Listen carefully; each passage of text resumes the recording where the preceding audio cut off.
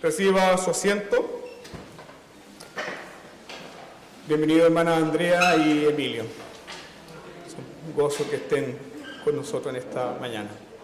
Siéntanse muy a gusto. La palabra de Dios para nuestra meditación, continuando con nuestra serie de Primera de Juan, se encuentra en Primera de Juan, capítulo 5, versículos 13 al 17. Y ya estamos terminando, Juan, y qué sentido de nostalgia tenemos. Pero no se preocupe, porque ya viene segunda y tercera de Juan, así que hay Juan para rato. Y el título de este sermón es Para que tengas seguridad. Juan pensando en nosotros. Para que tengas seguridad. Si ha encontrado el texto, siga atentamente la lectura de la palabra de Dios. Estas cosas os he escrito a vosotros que creéis en el nombre del Hijo de Dios, para que sepáis que tenéis vida eterna, y para que creáis en el nombre del Hijo de Dios. Y esta es la confianza que tenemos en Él, que si pedimos alguna cosa conforme a su voluntad, Él nos oye. Y sabemos que Él nos oye en cualquiera cosa que pidamos. Sabemos que tenemos las peticiones que les hayamos hecho. Y si alguno viene a su hermano cometer pecado que no sea de muerte, pedirá, y Dios le dará vida. Esto es para los que cometen pecado que no sea de muerte. Hay pecado de muerte, por el cual yo no digo que se pida. Toda injusticia es pecado, pero hay pecado no de muerte. Amén. Juan escribió su evangelio. Usted puede ir al evangelio de Juan y comprobar en los versículos 30 y 31 del capítulo 20. Va a comprender que el motivo por el cual Juan escribió su evangelio principalmente fue para que las personas que leyeran su evangelio creyeran en Jesús el Señor. Esa fue la motivación por la cual Juan escribió su evangelio, el cuarto evangelio. Tenemos Mateo, Marcos, Lucas, el cuarto evangelio, Juan. Juan capítulo 20, versículo 30 al 31. Juan nos dice que escribió su evangelio para que crean en Jesús. ¿Ya? Pero esta epístola fue escrita ¿para qué? Esta epístola fue escrita para las personas que ya creen en Jesús. Esta epístola fue escrita para que sepan que tienen vida eterna y para que sigan creyendo. Toma atención en eso. Esta epístola no fue escrita principalmente a personas que no eran creyentes para que creyeran, sino que esta epístola fue escrita para personas que ya creían en Jesús. ¿Y qué necesitaban estas personas? Seguridad. Por eso Juan dice en el versículo 13, les he escrito para que sepan. Les he escrito para que sepan que tienen vida eterna. Qué hermoso. Cuando dice, les escribí para que algún día ustedes tengan seguridad de vida eterna. No. Todo aquel que ha creído en Jesucristo como su Señor y Salvador tiene seguridad de vida eterna hoy. Fueron las mismas palabras que Jesús le entregó a ese miserable ladrón en la cruz. Hoy estarás conmigo en el paraíso. Alabado sea Dios. No mañana, no en el día final, no en la segunda venida. Tú eres un miserable ladrón, estás colgado pagando aquí por tus culpas, pero si has confiado en mí, crees que yo soy el Señor, crees que yo soy Dios, hoy estarás conmigo en el paraíso. Así que, amados hermanos, si Juan escribió una carta para dar seguridad de salvación, porque esa es la carta que hemos estado estudiando por todo este tiempo, el mensaje principal de esta carta, ¿cuál es? Darnos seguridad. Y para que, teniendo seguridad de salvación, tengamos ¿qué? Lo que dijo el hermano Moisés, tengamos gozo. Porque la principal preocupación de Juan es que su iglesia comparta el gozo que los apóstoles gozan. ¿Cuál es ese gozo? Hemos sido perdonados, hemos sido recibidos como hijos de Dios, somos hijos de Dios, tenemos vida eterna. Así que si Juan escribió esta carta para darte seguridad a ti, eso significa algo muy importante. Que la seguridad de la salvación no es solamente una doctrina de las iglesias reformadas. La seguridad de la salvación no es un asunto de los calvinistas. La seguridad de la salvación no es un asunto de los presbiterianos. ¿Qué es la seguridad de la salvación si tenemos toda una carta que habla de la seguridad de la salvación?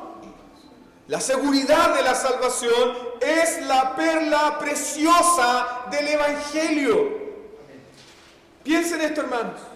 La seguridad de la salvación es la perla preciosa del Evangelio. ¿Por qué? Porque ninguna religión, ninguna secta fuera del cristianismo asegura la salvación de sus fieles. Ninguna secta.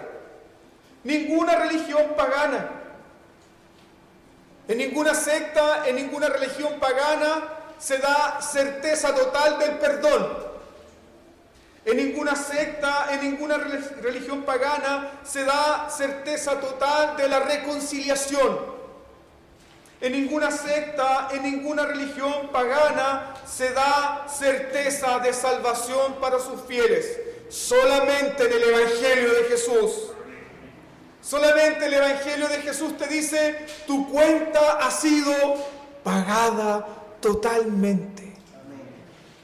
El rescate ha sido pagado, ya eres libre, pecador. Eso es propio del Evangelio. Y es por eso que la seguridad del Evangelio es una doctrina profundamente bíblica. La seguridad de la gracia, la seguridad de la salvación no es un asunto inventado por presbiterianos, no es un asunto que inventó Juan Calvino, o que inventó Jonathan Edwards, o que inventó Spurgeon. La seguridad de la salvación es la perla preciosa del Evangelio que se nos comunica. Cree en Jesús y tienes vida eterna. Pero nos gusta complicar las cosas. El arminiano que hay en nuestro corazón parece que no quiere morir. Y Juan escribe justamente para darnos certeza de salvación, para darnos seguridad de salvación. Y si Juan escribió esto, escuche bien, inspirado por el Espíritu Santo, ¿cierto? Entonces, en última instancia, ¿quién desea que tú tengas seguridad de salvación? Dios. Dios. Dios desea que su pueblo tenga seguridad. Cuán bueno es nuestro Dios. Dios no juega con nuestras emociones. Dios no juega con nosotros a la incertidumbre. Y es por esa razón que encontramos a este Dios todopoderoso afirmando nuestros corazones una y otra vez en el Antiguo Testamento, diciéndonos, mío eres tú, yo te redimí. Yo deshice como una nube tus rebeliones, vuélvete a mí. Yo soy tu Redentor, yo soy tu Salvador, yo soy tu roca, tu sustentador. Mío eres tú, dice Jehová. Entonces, si Dios dejó esta carta para darnos seguridad, Dios quiere que nos gocemos en esa seguridad. Dios quiere que afirmemos nuestros corazones en la seguridad de la salvación. ¿Por qué? Porque Dios quiere que crezcamos en su gloria, que vivamos para su gloria.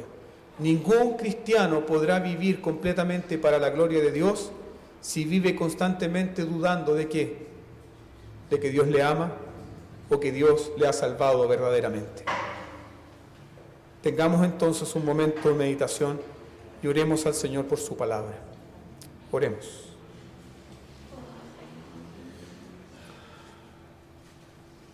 Bondadoso Dios, cuánto nos amas, cuánto nos amas. Todo un libro completo para darnos seguridad. Todo un libro completo para decirnos que nos has dado una salvación completa. Toda una epístola, una carta maravillosa para enseñarnos que en ti estamos seguros. Toda una epístola, Señor, nos has regalado para enseñarnos que el cristiano más débil, por la fe, obtiene al mismo Cristo poderoso que el cristiano más maduro. Eres bueno, Señor. Eres misericordioso. Eres clemente y compasivo. Por eso, amado Dios, rogamos ahora la iluminación de tu Santo Espíritu para escuchar ahora tu palabra, para adorarte, para crecer en seguridad, para afirmar nuestros corazones y para servirte, Señor, por el gozo de nuestra salvación que tú nos has dado. Rogamos, Señor, que nos llenes de tu Espíritu Santo al momento de meditar en tu palabra. Que nuestros corazones, Señor, sean quebrantados, afirmados, edificados, Señor, por tu palabra expuesta. Dame, Señor, entonces la gracia, dame, Señor, entonces el poder y la capacidad para hacer esto, Señor, en la manera que te honra a ti, digno de quien tú eres, Dios Santo. En el nombre de Jesús. Amén. Las cosas que les he escrito, versículo 13, las cosas que les he escrito a vosotros, que creéis en el nombre del Hijo de Dios, para que sepáis que tenéis vida eterna y para que creáis en el nombre del Hijo de Dios. Las cosas que les he escrito. ¿Cuáles cosas escribió Juan en esta epístola? Haciendo un repaso de lo que ya hemos visto en sermones anteriores. ¿Qué cosas escribió Juan en esta epístola?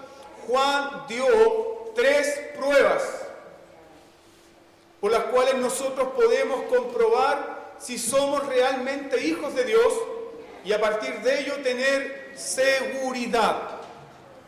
¿Cuáles son estas 3 pruebas? La prueba de la ortodoxia. Si hemos recibido la misma doctrina que los apóstoles confesaron, es decir, si tenemos la doctrina correcta, la doctrina apostólica respecto de quién es Jesucristo. La segunda prueba fue la prueba de la ortopraxis, es decir, la práctica correcta de la fe, la obediencia. Nuestro entendimiento correcto del Evangelio y de la doctrina debe expresarse ¿en qué? En una práctica correcta de la vida cristiana. Y eso se demuestra en obediencia, ¿qué cosa? A los mandamientos del Señor.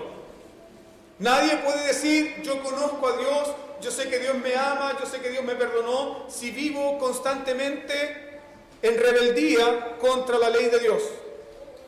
Juan es muy claro en aquello. Y la tercera prueba que Juan nos dio para comprobar si realmente somos cristianos o no, es la ortopatía. Es decir, los sentimientos, los afectos correctos. Amor por Dios, sí, amén, y amor por los hermanos. Luego Juan escribió también, porque recuerden que este verso 13 está haciendo como un resumen de toda su carta. Luego Juan escribió sobre la necesidad de creer en el Cristo de las Escrituras, en el Cristo revelado y ofrecido en el Evangelio. ¿Quién es ese Cristo? Es el mismo Cristo que predicaron y ofrecieron los apóstoles. Hay una correspondencia perfecta entre el Cristo de las Escrituras y el Cristo anunciado por los apóstoles. Y Juan dice que todos aquellos que creen en el Cristo anunciado por los apóstoles tienen una fe genuina. Y esa fe genuina, dijo Juan, dijo que esa fe genuina nace de Dios, y ahí estamos recordando sermones pasados, esa fe genuina nace de Dios, esa fe genuina persevera, ¿sí? Y esa fe genuina, en última instancia, ¿cuál es su gran evidencia? ¿Cuál va a ser la gran recompensa de esa fe genuina? ¿A quién va a vencer? Va a vencer al mundo. Hoy en día nosotros vemos el colapso del mundo, el colapso social, el colapso económico, el colapso de las políticas públicas, el colapso de la sabiduría carnal, humana y diabólica. Pero los hijos de Dios permanecerán porque han recibido la fe que vence al mundo. Juan nos dijo que todos aquellos que creemos en Jesús hemos recibido esta fe que vence al mundo. Entonces, comprendemos que el versículo 13 es un resumen ¿de qué? De todo lo que Juan ya ha enseñado. Hay que tenerle paciencia a Juan, porque recuerden que Juan es un viejito que está predicando. ¿Y qué ocurre con los viejitos? Vuelven a... ¿Y usted, mijito, cómo está? Mire qué bien. ¿Y usted, mijito, cómo está? Los viejitos tienden a repetir. Eso es poco de la propia experiencia del apóstol. Pero Juan está repitiendo acá porque quiere dar que su iglesia tenga verdadera seguridad. Quizá a lo mejor yo cuando tenga 50 años de ministerio voy a estar en la misma. Lo mismo, todos los domingos lo mismo. Tendrán que aguantarme nomás, por mano, si no cancelan el contrato. Pero bien, Juan escribe para que nosotros tengamos certeza de vida eterna. Y Juan dice, para que sepan que tienen vida eterna. Y aquí déjeme dar una ilustración histórica, porque en 1517 Martín Lutero clava las 95 tesis en la puerta de la catedral de Wittenberg. Y con eso estalla la reforma protestante, la seguridad de la justificación, la seguridad de la fe, la justificación por la fe sola, una doctrina fundamental de los protestantes. Sin embargo, la Iglesia Católica Romana en 1547 levanta el Concilio de Trento. Y el Concilio de Trento, levantado por la Iglesia Católica Romana, fundamentalmente tiene como principio responder a la justificación por la fe sola de los protestantes. Y adivinen qué dice ese concilio con respecto a la justificación. La Iglesia Católica Romana, con respecto a la justificación, dijo: excepto por revelación especial, no se puede tener seguridad de salvación. ¿Qué decían los protestantes? Hay seguridad de salvación solo por la fe en Jesús. Las 5 solas de la Reforma: la sola Escritura, la sola fe, solo Cristo, solo a Dios la gloria. Sin embargo, el Concilio de Trento dice: a no ser que tú tengas un sueño, a no ser que tú tengas una revelación especial, fuera de la palabra, no hay seguridad de salvación. ¿Qué enseñanza más nefasta? ¿Qué enseñanza más contraria al Evangelio? Porque Juan está diciendo: yo he escrito para que ustedes sepan que tienen vida eterna hoy, no mañana. Completa seguridad. Entonces, ¿cuán católico romano eres tú? ¿Crees en una seguridad total? Amén. Hay algunos protestantes y otros católicos, ¿no? ¿Crees en una seguridad total? Amén. Amén. Sí, amén. No principalmente porque esto es una cuestión de presbiterianos, sino porque es algo bíblico. Dios quiere que tú tengas seguridad para que sepan. El cristiano entonces es aquel que puede estar seguro de que nada, como decía el hermano Moisés ahí en la lectura antifonal, nada de estas cosas creadas nos podrán separar del amor de Dios que es en Cristo Jesús. Pero quizá usted leyó muy rápido el pasaje y no notó esto, que cuando Pablo habla de cosas creadas, ¿de quién también está hablando? Ojo, tú eres una cosa creada. Por lo tanto, ni tú mismo te puedes apartar de Dios. Ninguna cosa creada podrá apartarnos del amor de Dios. Y entre esas cosas creadas, Pablo también habla a los ángeles y también Satanás. ¿Quién arrebatará a las ovejas de mi mano?, dijo Jesús. Nadie, porque mis padres le da vida eterna y permanecen para siempre. Ahora también nuestra propia confesión de fe, específicamente el Catecismo Menor de Westminster, la pregunta número 36, se responde de la siguiente manera. La pregunta 36 está reflexionando sobre los beneficios de la justificación. ¿Cuáles son los beneficios de la justificación? Y la respuesta en la pregunta 36 es la siguiente. El principal beneficio de la justificación, ¿sabe cuál es? Tener seguridad del amor de Dios. Seguridad. Si has recibido salvación, si has sido justificado por la fe, entonces puedes estar seguro de ¿qué? Seguro del amor de Dios a tu vida para siempre. Dios quiere que tú tengas seguridad. Ahora, sin embargo, también la Biblia enseña que hay una falsa seguridad. Y de eso la Biblia constantemente nos está advirtiendo, ¿no? Sí. Hay una falsa seguridad, y eso sería una presunción, presumir de tener algo cuando no se tiene.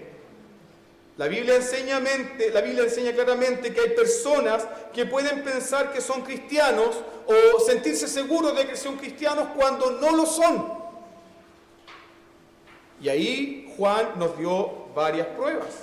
De hecho, el apóstol Pablo, usted puede ir a su Biblia, a 2 de Corintios capítulo 13, versículo 5. El mismo Dios que inspiró a Juan, inspiró a Pablo. Inspirando a Pablo, Pablo le escribe a los desordenados corintios, porque eran desordenados. Pablo les escribe lo siguiente: examínense ustedes mismos si están en la fe, pruébense ustedes mismos, de otra manera ustedes son reprobados. ¿Cuál es la labor que debe tener cada cristiano? Probar su corazón, examinarse si realmente ha conocido a Dios. Y si no ha conocido a Dios, ¿qué necesita esa persona? ¿Amarrarse el cuello con una roca y tirarse por un puente? No, necesita arrepentirse de sus pecados. Dejar esa falsa seguridad y arrepentirse de sus pecados y creer en el Evangelio. Abandonar toda autojusticia y creer en la justicia de Jesucristo ofrecida por la fe. Entonces, por esta razón Juan ha establecido distintas pruebas, ¿cierto? Distintas pruebas para que usted y yo comprobemos si somos cristianos o no. ¿Cuáles serían esas pruebas? Prueba número 1. ¿Cree que Jesucristo es el Hijo de Dios? La prueba de la fe. Sí, amén, creo. Prueba número 2. ¿Amamos a los hermanos? ¿Amamos a Dios? Sí, los amo. Me esfuerzo en amarlos. Prueba número 3. ¿Busco guardar los mandamientos de Dios? ¿Está en mí el deseo de guardar sus mandamientos? Esas son las pruebas que presenta Juan. Ahora, se nos pide que en esas pruebas siempre califiquemos como perfectos. ¿Qué cree usted?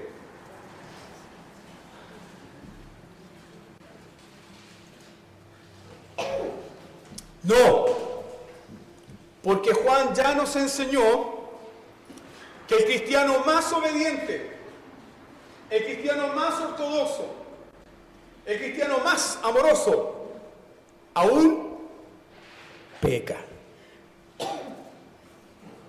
Y seguiremos pecando. ¿Cuándo no pecaremos más? Cuando el Señor te llame a su gloria. Se acabó el pecado. Aleluya, hermano. No le temas a la muerte. Porque si el Señor te llama, no hay más pecado. Se acabó. No hay más carga. No hay más temor. No hay más angustia. No hay más pecado. No se puede pecar jamás. Nunca más. Y en el estado de gloria, toda su iglesia recibirá la glorificación y no habrá ni rasgo del pecado. Pero en esta vida debemos luchar contra el pecado. Debemos arrepentirnos. Entonces no se nos pide una obediencia perfecta, porque hemos recibido la obediencia perfecta ¿de quién?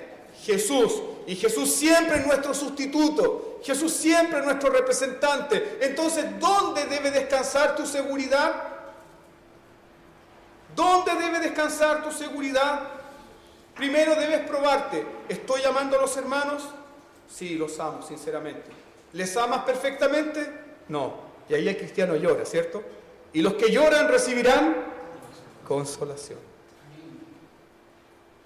Te esfuerzas por guardar los mandamientos del Señor, entendiendo que guardando la ley no te salva, sino que guardas los mandamientos. ¿Por qué? Porque ya eres salvo.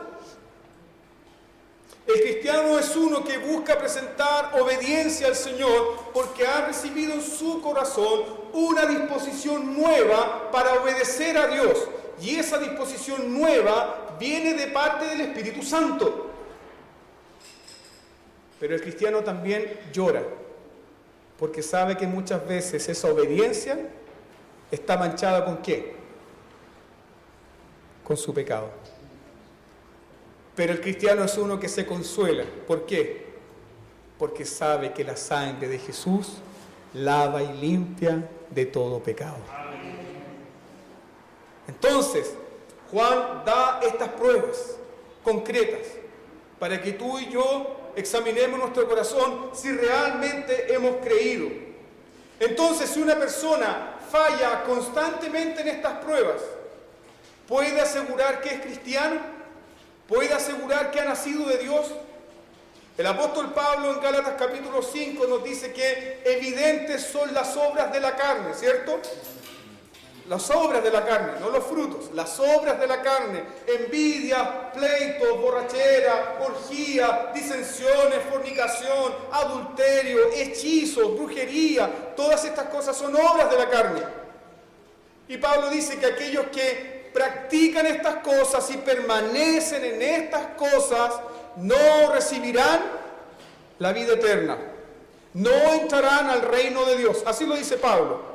Entonces entendemos que un cristiano tiene una disposición para obedecer, puede pecar, puede caer, su obediencia muchas veces está teñida, ¿cierto?, de debilidad. Pero el cristiano es uno que no permanece en el pecado. No permanece en el pecado. No vive atado al pecado, porque la fe que ha recibido de parte de Dios vence ese pecado. Lo vence el mundo. Déjenme compartir esta cita de Anthony Burgess, que era un puritano que escribió un libro inmenso acerca de la seguridad de la salvación.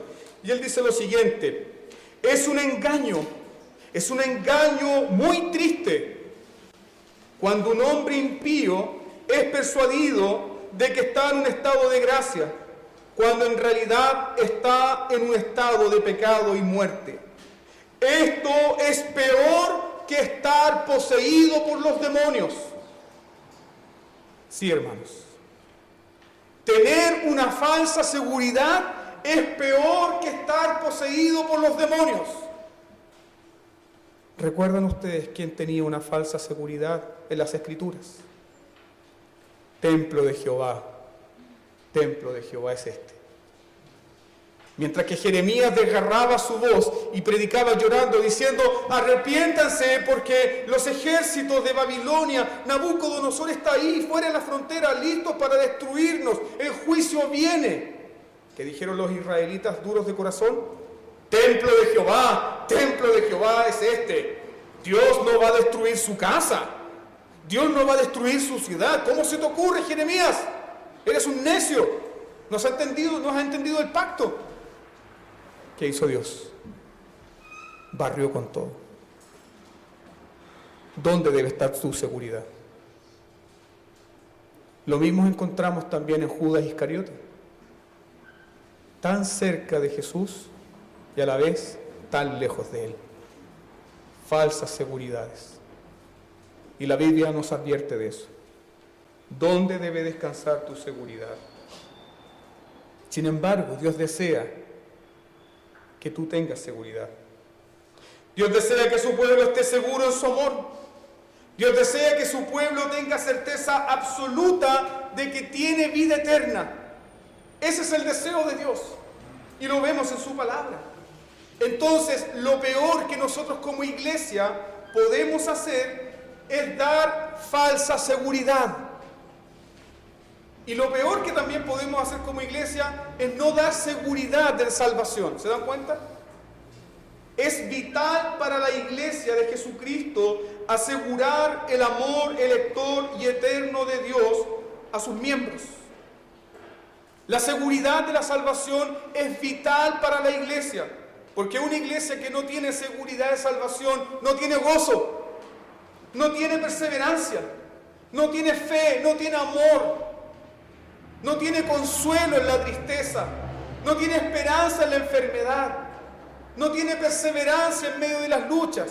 Pero cuando tú sabes que todos tus pecados han sido perdonados y que has recibido vida eterna, hermano mío, tú vas a perseverar. Porque es más grande lo que está en nosotros que el que está en el mundo. Entonces, mis queridos,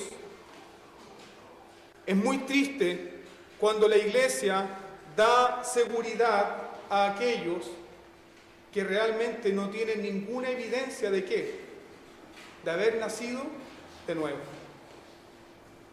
¿Valoran ustedes entonces la predicación que discrimina? Y alguien puede decir: pero pastor, eso es como raro para nuestro tiempo. Porque hoy día todos de alguna manera reaccionan a la palabra discriminación. Pero el Evangelio sí hace una fuerte discriminación, es decir, el Evangelio separa. El Evangelio separa nuestros corazones y el Evangelio pone tal prueba, tal evidencia para que la persona diga: sí, realmente necesito a Jesús, sí, realmente necesito arrepentirme de mis pecados. Y trae tal luz que la persona puede decir: yo no he nacido de Dios. Trae tal luz también que la persona puede decir: sí, he recibido vida de lo alto, he nacido de nuevo. Ahora, esta seguridad de salvación, porque este es un mote o es un mal adagio que nos entregan a nosotros los calvinistas: ustedes son orgullosos. ¿Han escuchado eso, no? Los calvinistas, presbiterianos, no, son orgullosos. Nosotros no somos como los presbiterianos y reformados que son orgullosos. La seguridad de la salvación, escuche bien, no es una señal de orgullo espiritual. No.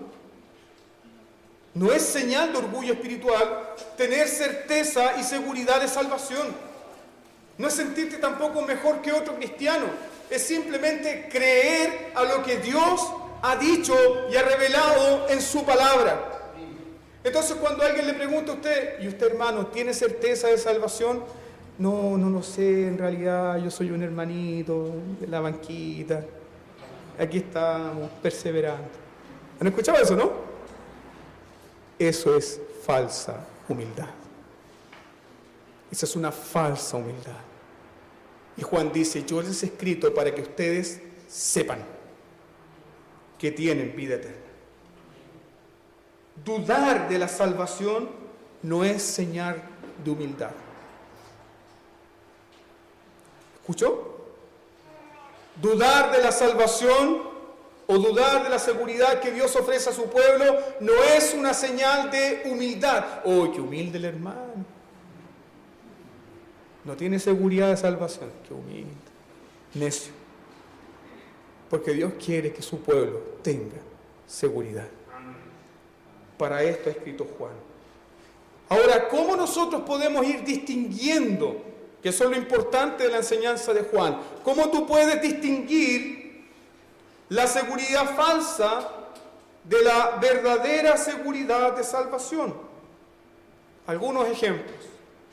La seguridad falsa siempre está unida al orgullo espiritual. Ojo con eso. La seguridad falsa siempre está basada en algo que el ser humano hace. La seguridad falsa siempre está fundamentada en una obra, es profundamente legalista. ¿Y usted tiene seguridad de salvación? Sí, porque soy presbiteriano. Equivocado. ¿Y usted tiene seguridad de salvación? Sí, porque soy calvinista. Equivocado. La seguridad de la salvación descansa en lo que Dios ha hecho por nosotros a través de su Hijo Jesucristo. Amén. No en nada de nosotros en particular. Amén. La seguridad falsa descansa en su propia moralidad. Sí, yo no soy tan malo como esas personas, por eso me siento seguro. ¿Y usted tiene seguridad de salvación? Sí, porque yo no robo. ¿Y usted tiene seguridad de salvación? Sí, porque en realidad mi familia, mi vida es más ordenada que la vida de lo que yo veo afuera. Entonces tengo seguridad. ¿Y tú tienes seguridad de salvación? Sí, porque en realidad creo que estoy en la iglesia correcta. No, la seguridad de la salvación no descansa en esas cosas. La seguridad de la salvación está fundamentada en lo que Cristo ha hecho. De hecho, todas estas cosas van en contra de lo que Jesús dijo que es una evidencia de sus hijos. Jesús dijo en Mateo capítulo 5, versículo 3, que la evidencia de sus hijos son pobres en espíritu. Entonces, cuando tú ves personas que son profundamente orgullosas ¿de qué? De sus denominaciones, profundamente orgullosas de sus templos, profundamente orgullosas de sus ritos, profundamente orgullosas de su estilo de iglesia, profundamente orgullosos incluso de sus pastores, o son orgullosos de su teología, cuidado, porque la seguridad de la salvación no puede descansar en eso. Debe descansar solo en Jesús, solo Cristo. Entonces, cuando a usted le pregunten, ¿y tú tienes seguridad de salvación? Oh, sí, porque en mi iglesia se predica fe reformada. No, estás equivocado, hermano. La seguridad está en el Evangelio de Jesús. La doctrina nos ayuda, sí, por cierto, a esclarecer, a profundizar, a saborear más ricamente el Evangelio. Pero la seguridad siempre estará en Cristo. La verdadera seguridad produce que el cristiano no tenga confianza espiritual en sí mismo. ¿Te ves tú como un pobre? ¿Te ves tú como un necesitado? ¿Te ves tú domingo a domingo como alguien sediento, hambriento, que sabe que no tiene ningún mérito, que sabe que no cumple? ¿Te ves así? La seguridad espiritual quita al cristiano de vanagloria y de orgullo. El verdadero creyente se avergüenza no solamente de sus malas obras, sino también de las buenas. Jesús dijo que cuando nosotros hiciéramos algo bueno, ¿qué debíamos decir? Señor, no hemos hecho nada extraordinario, porque lo que nos mandaste a hacer, eso hicimos. Y lo hicimos porque tú nos diste la gracia para hacerlo. Es decir, no tenemos ningún mérito. El hipócrita nunca va a comprender aquello, porque el hipócrita siempre está buscando descansar en sus propios méritos. El Hijo de Dios tiene certeza de salvación. Y eso es una verdad irrefutable, tanto del Antiguo Testamento como del Nuevo Testamento. En el Antiguo Testamento yo escucho a David decir, el Señor es mi pastor. ¿Qué es eso? Seguridad. En el Antiguo Testamento yo escucho decir a el mismo David, aunque pobre y afligido esté, el Señor pensará en mí. Mire qué hermoso. En el mismo Antiguo Testamento yo escucho decir a Job, yo sé que mi Redentor vive. Yo sé que mi Redentor vive. ¿Hay seguridad de salvación o no? Sí, amén. Y en el Nuevo Testamento, ¿qué nos enseña Juan? Primera de Juan, capítulo 3, versículo 14. Sabemos que hemos pasado de muerte a vida. El mismo apóstol Pablo, en el cenit de su vida, encerrado en las mazmorras romanas, ¿qué fue lo que dijo Pablo? He acabado la carrera, he guardado la fe, ahora me espera la corona de justicia. Certeza absoluta. El mismo apóstol Pablo dice, porque yo sé a quién he creído. Yo sé a quién he creído y estoy seguro que es poderoso para guardar mi depósito para aquel día. Tanto Antiguo Testamento como Nuevo Testamento nos dan certeza de salvación. Seguridad para ti. ¿Puede decir estas palabras? Yo estoy seguro en quien he creído. Yo sé que mi Redentor vive. Yo sé que soy suyo y Él es mío, como dice el cantar de los cantares. Mi amado es mío. Gloria a Dios.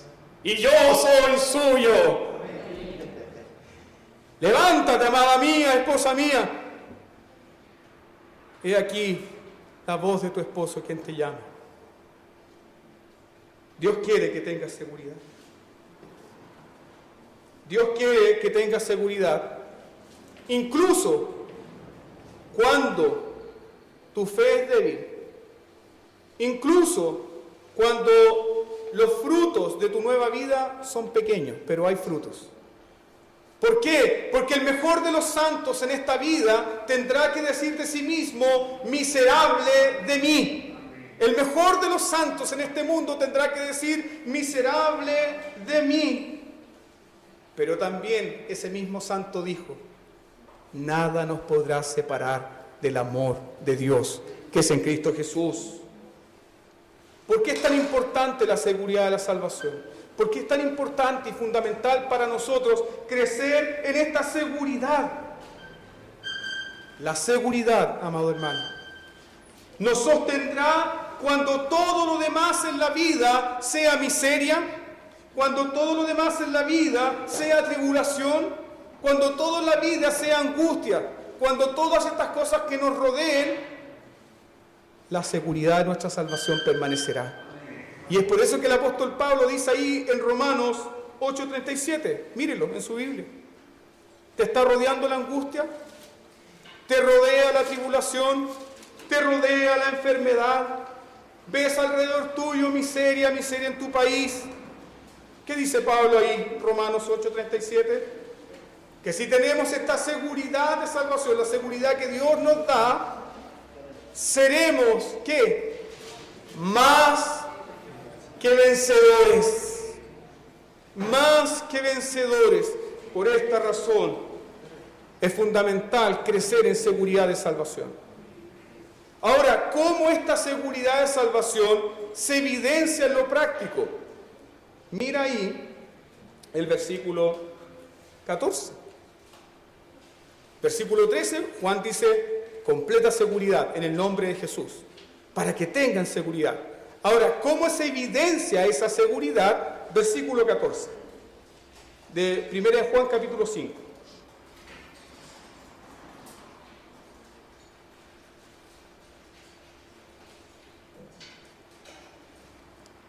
Y esta es la confianza que tenemos en Él. Y esta es la confianza que tenemos en Él. Que si pedimos alguna cosa conforme a su voluntad, Él nos oye. ¿Dónde se expresa la seguridad de nuestra salvación? En la oración. Se expresa en la vida práctica cuando oramos. Porque el cristiano que está seguro de su salvación, está seguro de que ha recibido vida eterna, tiene confianza ¿para qué? Para orar a su Padre. No viene a su Padre como un condenado, viene a su Padre como un salvado. Y esta es una amonestación para nosotros. Si somos una iglesia que cree en la seguridad de la salvación, entonces nuestros cultos de oración deberían ser los más visitados. Sí, hermanos. Si somos una iglesia que cree en la seguridad de la salvación, nuestros cultos de oración debiesen ser los más visitados. ¿Por qué? Porque sabemos que somos escuchados. Porque tenemos confianza del amor de Dios. Porque sabemos que tenemos acceso al trono divino. La seguridad de la salvación se refleja entonces en nuestra comunión con Dios. Mira lo práctico de la certeza de la salvación. ¿Qué hace la seguridad de la salvación? Inflama tu corazón, ¿o no? La seguridad de la salvación inflama tu corazón con deseos ardientes por Dios. La seguridad de la salvación te hace caminar aún no viendo nada. La seguridad de la salvación te da una sensibilidad más profunda del pecado y por eso lo mortificas y por eso lo aborreces y por eso lloras cuando pecas. Porque estás seguro de que Dios te ha perdonado, porque estás seguro de que Dios te ama. Y dices ahí como José, ¿cómo yo haré este gran mal contra mi Dios? Eso produce la seguridad de la salvación. La seguridad de la salvación produce anhelo del cielo. La seguridad de la salvación produce en nosotros un deseo sincero de la venida de Cristo. Pero también la seguridad de la salvación produce en cada uno de nosotros un deseo profundo por servir a Dios. Mire qué práctico es esto. Las personas que son ignorantes de la salvación, de la seguridad de la salvación, son personas que siempre son temerosas de servir. No se sienten atraídas al servicio. Y muchas veces aquellos que tienen una falsa seguridad, ¿qué hacen? Buscan servir porque creen que a través de ese servicio recibirán vida eterna. Más que vemos, por ejemplo, en el llamado del profeta Isaías. Isaías capítulo 6. ¿Qué vemos ahí? Antes de que Dios llamara a Isaías como un profeta, ¿qué tuvo que hacer Dios? Mostrarle la miseria de su pecado, la miseria de su condición. Mostrarle que estaba muerto, mostrarle que estaba destruido, mostrarle que no tenía ni un mérito. Y luego, ¿qué hizo Dios? Le ofreció la limpieza cuando Isaías dijo, ¡ay de mí, que soy muerto, soy hombre de labios inmundos! Luego Dios le ofreció la limpieza. Vino ahí entonces uno de los serafines y tomó un carbón encendido del altar y lo puso en sus labios. Esto es muy, muy hermoso. Lo puso en el lugar de donde saldrían, ¿qué cosa? La palabra predicada. Tus labios tienen que ser consagrados, Dios le dijo a Isaías. Porque si vas a hablar de mi palabra, debes estar profundamente convencido de que no tienes nada que ofrecer. Y cuando ese carbón ardiente tocó los labios del profeta, se escucharon las palabras: esto ha quitado tu pecado. Esto ha quitado tu culpa. Eres limpio. Y al momento se escuchó las palabras: ¿quién irá por nosotros? ¿A quién enviaré? Y ahí vemos la respuesta de la seguridad de la salvación. Isaías dijo: heme aquí, envíame a mí. El creyente que tiene seguridad de salvación es un creyente que está dispuesto ¿a qué? A servir al Señor donde Dios le envíe. Sí, hermanos. Eso produce la seguridad de la salvación. Finalmente, esta seguridad será acrecentada en nuestra comunión con Dios. Esta seguridad de salvación será acrecentada en el uso de los medios de gracia. Esta seguridad será acrecentada, aumentará, será más firme en el uso diario que hacemos de Cristo. No me malentienda esta palabra, pero el uso diario que hacemos de Cristo, ¿qué significa eso? Meditar, buscar la belleza de Jesús, meditar en Jesús como nuestro profeta, que nos entrega la verdad. Adorarle, confiar en Él porque Él es nuestro sumo sacerdote y podemos descansar en Él sabiendo que Él ora por nosotros. Regocijarnos porque Él es nuestro Rey, que nos libra, nos protege, nos guarda, nos defiende. La seguridad de la salvación crece, mis queridos hermanos, cuando nos despojamos de toda autoconfianza. Y no sé si se fijó en esto en el pasaje, pero ahí en los versículos 13 y 14, Juan nombró 2 veces algo muy importante. Para que tengamos confianza en el nombre de ¿quién? En el nombre de su Hijo. En el nombre de su Hijo. Cuando tú oras, cuando tú buscas a Dios, ¿con qué méritos llegas? ¿Con qué argumentos? ¿Con qué actitud te presentes? En el nombre de Jesús. ¿Qué significa eso? No vengo a ti, Dios mío, con todas mis buenas obras. No vengo a ti, Dios mío, porque tuve un buen día. No vengo a ti, Dios mío, porque tengo una espiritualidad perfecta. Vengo a ti en el poderoso nombre de tu Hijo Jesús. Entonces, amados hermanos, si Dios, para concluir esto, nos aceptara por la calidad de nuestra vida espiritual, ¿hay salvación posible? No. Si Dios nos aceptara por la calidad de tu vida espiritual, ¿hay salvación posible? No. Ni tampoco hay seguridad posible. No hay seguridad. ¿Por qué entonces Dios nos acepta? Desea tener comunión con nosotros. Juan dice, para que sepáis que tenéis vida eterna en Él, en el Hijo, en Jesús. ¿Cómo eso debe consolar tu corazón? ¿Cómo eso debe llenarte de gratitud? ¿Cómo eso debe buscar tu corazón, mover tu corazón para buscar a Dios en oración? ¿Tienes seguridad de salvación? ¿Eres salvo?